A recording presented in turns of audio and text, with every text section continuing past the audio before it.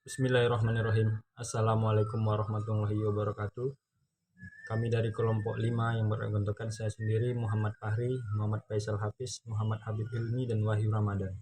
Di sini kami ingin menyelesaikan tugas video dari mata kuliah Pendidikan Luar Sekolah dan Pemberdayaan Masyarakat. Kami meringkas pada materi yang keempat tentang kekerasan simbolik dan pemerintahan. Berikut ringkasan yang kami buat. Tindakan kekerasan digunakan untuk memaksa dan memaksa orang untuk patuh. Hal ini dapat terjadi dalam beberapa bentuk, seperti kekerasan tidak hanya dilakukan dengan cara yang fisik, tetapi juga dengan cara yang halus.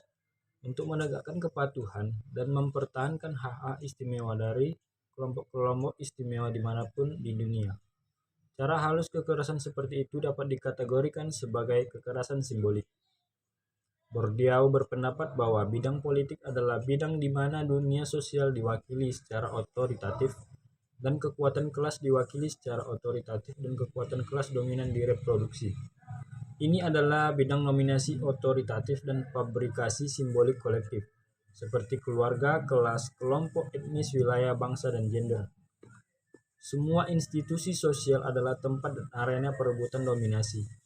Orang terlibat dalam perjuangan tersebut dan mereka mengambil posisi yang berbeda tergantung pada apakah mereka memenangkan perjuangan atau kalah. Habitus mereka lah yang telah mereka kembangkan selama disiplin mereka. Menggunakan istilah Foucault yang membuat mereka merasionalkan partisipasi mereka dalam dominasi sebagai pemenang atau membuat mereka menerima subordinasi mereka sebagai pecundang. Seperti yang dikatakan Bourdieu, habitus dengan demikian menjadi dasar dari strategi reproduksi yang cenderung mempertahankan pemisahan, jarak, dan hubungan tatanan, karenanya secara praktis terjadi dalam memproduksi seluruh sistem perbedaan yang membentuk tatanan sosial. Ini mungkin salah satu kesamaan antara sudut pandang teoritis Foucault dan Bourdieu. Governmentality dalam teori Foucault berkorespondensi secara memuaskan dengan konsep habitus dan Bourdieu. Kedua sudut pandang teoritis tersebut berkaitan dengan aspek proses sosialisasi di mana seseorang individu menjadi makhluk sosial dengan tempat tertentu dalam masyarakat dengan pembagian hierarkisnya. Sosialisasi ini proses berbicara tentang cara kelompok dominan dan istimewa membantu menciptakan dan mempertahankan hierarki dalam masyarakat yang harus diterima oleh individu-individu yang tunduk pada dominasi ini. Ini memungkinkan aturan kelompok istimewa tanpa menggunakan kekerasan fisik. Maka dalam beberapa hal, habitus dalam kerangka teoritis Bourdieu memainkan peran pemerintahan dalam teori Foucault. Karena keduanya berusaha menjelaskan reproduksi seluruh sistem perbedaan yang membentuk tatanan sosial. Konsep pemerintahan Foucault merupakan alat analisis untuk analisis negara dalam upayanya untuk silsilah negara. Ia mencoba menghubungkan teknik pemerintahan atau pemerintahan dengan cara berpikir.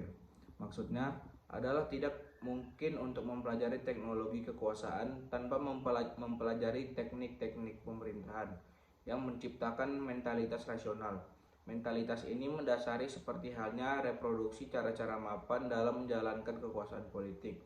Artinya, ada kaitan erat antara bentuk-bentuk kekuasaan yang digunakan oleh mereka yang memerintah dengan proses dan teknologi subjektifikasi yang diperintah. Beranjak dari definisi konsep pemerintahan yang mapan, Foucault mendefinisikan pemerintahan sebagai bentuk perilaku yang mencakup mengatur orang lain dan memerintah diri sendiri.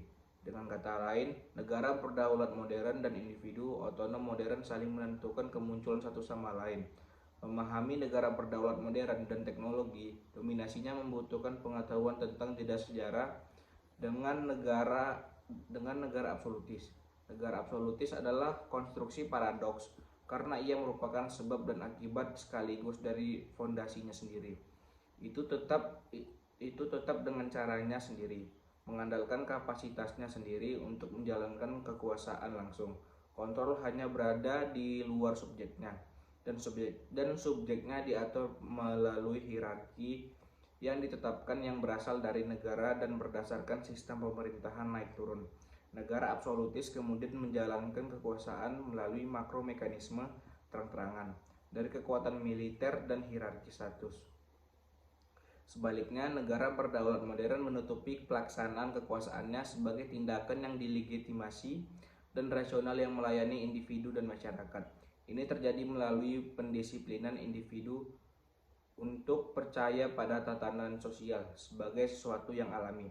Pendisiplinan berlangsung melalui mikromekanisme kekuasaan yang dengannya individu dibentuk untuk memenuhi kebutuhan kekuasaan, untuk menjadikan pemerintahan modern sah, dan dengan demikian memungkinkan negara berdaulat modern sangat terlibat dalam pendisiplinan, dalam reformasi dan pendidikan ulang, secara terselubung dan meresap. Individu hal ini membuat pelaksanaan kekuasaan, dan dengan demikian pengelolaan penduduk diterima secara rasional. Pelaksanaan kekuasaan dalam konteks pemikiran rasional.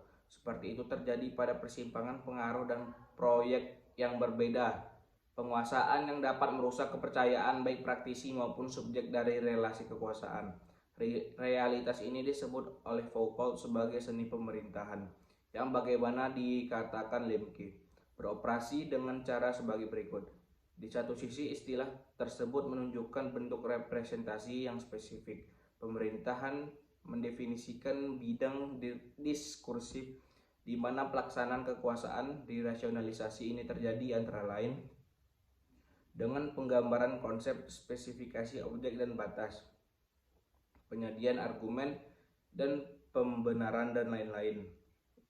Dengan cara ini pemerintah memungkinkan sebuah masalah untuk ditangani dan menawarkan strategi tertentu untuk memecahkan atau menangani masalah. Di sisi lain, ia juga menyusun bentuk-bentuk intervensi tertentu karena rasionalitas politik tidak murni. Pengetahuan netral yang hanya mewakili realitas yang mengatur sebaliknya.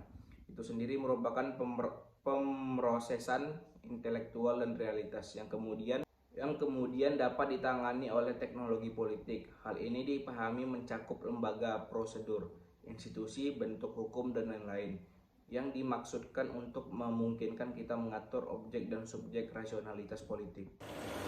Bismillahirrahmanirrahim. Assalamualaikum warahmatullahi wabarakatuh. Perkenalkan, nama saya Wahyu Ramadan, NPM 2003090086. Menurut saya, ada banyak lembaga yang terlibat dalam mewujudkan pemerintahan, sistem pendidikan, yuridis, dan politik masyarakat Eropa. Melalui strategi dan fungsi yang saling berhubungan, terlibat dalam mendisiplinkan individu untuk menerima tatanan rasional masyarakat, dan dengan demikian struktur pelaksanaan kekuasaan dan dominasi. Dalam masa dominasi, bentuk-bentuk pemerintahan neoliberal, negara tidak hanya mengontrol individu melalui fungsi-fungsi mapan dari berbagai aparatur negara yang dilegitimasi, tetapi juga melalui penciptaan bentuk dan teknik pemerintahan baru yang murah. Teknik-teknik ini menjamin kontrol individu, sementara juga meniadakan tanggung jawab untuk mereka. Tanggung jawab sosial negara diredaksi menjadi masalah tanggung jawab. Assalamualaikum warahmatullahi wabarakatuh. Saya Muhammad Faisal Hafiz yang akan menjelaskan tentang kekerasan simbolis dan orang lain yang belum berkembang. Ada wacana-wacana mapan yang sering digunakan untuk membedakan antara orang-orang berlatar belakang imigran yang tinggal di Eropa dan juga untuk mengalihkan negara asal mereka dan orang-orang yang tinggal di sana. Beberapa dari wacana kuat berikut ini meliputi: yang pertama, wacana pembangunan. Wacana kita modern atau mereka yang non-modern. Wacana keunggulan budaya atau budaya inferior mereka, dan wacana Kristen kita atau Muslim mereka. Konsep pembangunan telah tertanam dalam keyakinan kuat ilmu-ilmu sosial modern pada evolusi linier sejarah manusia, di mana masyarakat manusia berkembang dari masyarakat primitif menjadi masyarakat modern dan maju. Dalam tradisi ilmiah modernis ini, semua masyarakat manusia ditempatkan pada tingkat sumbu perkembangan dan evolusi yang berbeda. Itulah yang mungkin dapat kami jelaskan, lebih kurangnya kami mohon maaf.